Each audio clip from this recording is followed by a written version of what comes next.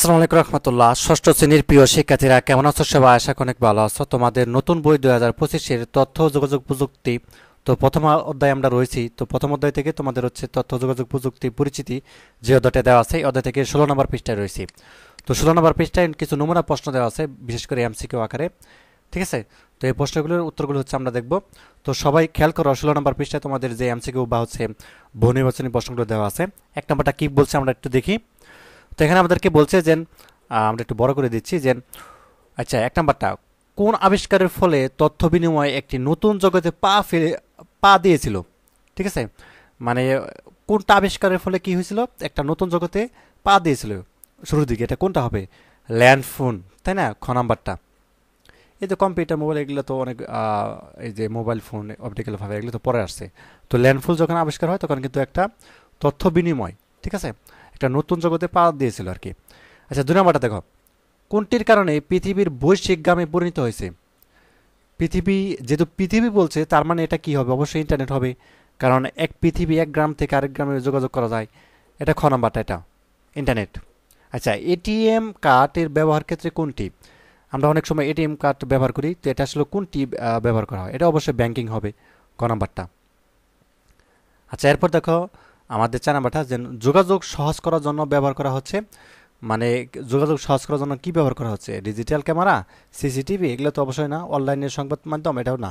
Optical fibre, যেটাকে আমরা internet বলে থাকি বা হচ্ছে ওয়াইফাই বলে থাকি, তো এটা হবে কি? অপটিক্যাল ফাইবার, এই যে গ নাম্বারটা হবে। আচ্ছা, তথ্য যোগাযোগ প্রযুক্তি হলো কোনটা হবে? নতুন নতুন হার্ডওয়্যার সফটওয়্যার উদ্ভাবন, পৃথিবীর যে কোনো স্থানে তথ্য পাওয়ার সুবিধা, তথ্য বিনিময়ের অবারিত সুযোগ, তিনটাই হবে, গ নাম্বারটা। আচ্ছা, এরপর দেখো আমাদের এখানে বলছে যে 59টি পড়ো এবং 6 এবং 7 নং প্রশ্নের উত্তর দাও। তাও আমরা একটু 59টি পড়ে নেই। তো এখানে বলছে যে ভালো ফলাফলের জন্য একটি বাণিজ্যিক ব্যাংক ফারজানাকে মাসিক এখানে কত, অর্থাৎ 1000 টাকা বৃত্তি প্রদান করে। তো বৃত্তির টাকা ওঠানোর জন্য ফারজানাকে ওই ব্যাংকে হিসাব খুলতে হয়। হিসাব খোলার সময় আবেদনপত্রের নাম, জন্ম তারিখ, পিতা মাতার নাম, ঠিকানা, স্বাক্ষর ইত্যাদি পূরণ করতে হয়। তো এখানে আমরা প্রথম যে প্রশ্নটা করছে যে ফারজানা হিসাব খোলার সময় আবেদনপত্রের নাম, জন্ম তারিখ, পিতা মাতার নাম, ঠিকানা, স্বাক্ষর ইত্যাদিকে কি বলা হয়? অবশ্যই তথ্য বলা হয়, ক নাম্বারটা হবে। ঠিক আছে। আচ্ছা, তারপর দেখো এটা 7 নাম্বারটা, ব্যাংক থেকে দ্রুত টাকা তুলতে ফারজানা কোনটি ব্যবহার করবে? এটিএম কার্ড অবশ্যই। ঠিক আছে, এটিএম কার্ডে কিন্তু খুব দ্রুত টাকা ব্যবহার করতে হবে, কারণ এখানে পে অর্ডার দিতে হবে না, চেক বা ব্যাংক ড্রাফট কিছুই থাকবে না। 8 নম্বর প্রশ্নটা দেখো, আমাদের দেশে কৃষকরা তাদের সমস্যা সমাধানে তুলনামূলক বেশি সহায়তা পেতে পারে কোন প্রযুক্তিতে? কোনটা হবে? রেডিও, মোবাইল, ল্যান্ডফোন না টেলিভিশন? অবশ্যই মোবাইল, ক নাম্বারটা। আচ্ছা, 9 নম্বর আমাদেরকে এখানে একটা প্রশ্ন করছে, যে সেটা হচ্ছে যে 8 নম্বর প্রশ্নের যে উত্তরটি তুমি পছন্দ করেছো, মানে মোবাইল পছন্দ করেছি, তাই না? তো সেই উত্তরটি পছন্দ করার কারণ যুক্তিসহ ব্যাখ্যা করো। তো চলো এই 9 নম্বর আনসারটা এখানে কি লাগবা সেটা আমরা একটু উত্তরটা দেখে নেই।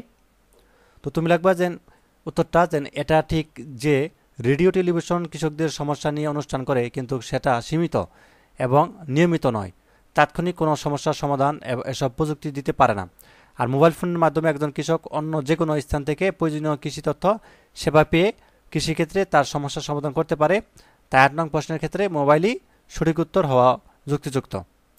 তো এই ছিল আমাদের আনসার। তো পরবর্তী হচ্ছে আমরা দ্বিতীয় অধ্যায় থেকে দেখব, তথ্য যোগাযোগ প্রযুক্তি সংশ্লিষ্ট যন্ত্রপাতি, এখান থেকে দেখব। তো ধন্যবাদ সবাইকে ভিডিওটি দেখার জন্য। আল্লাহ হাফেজ।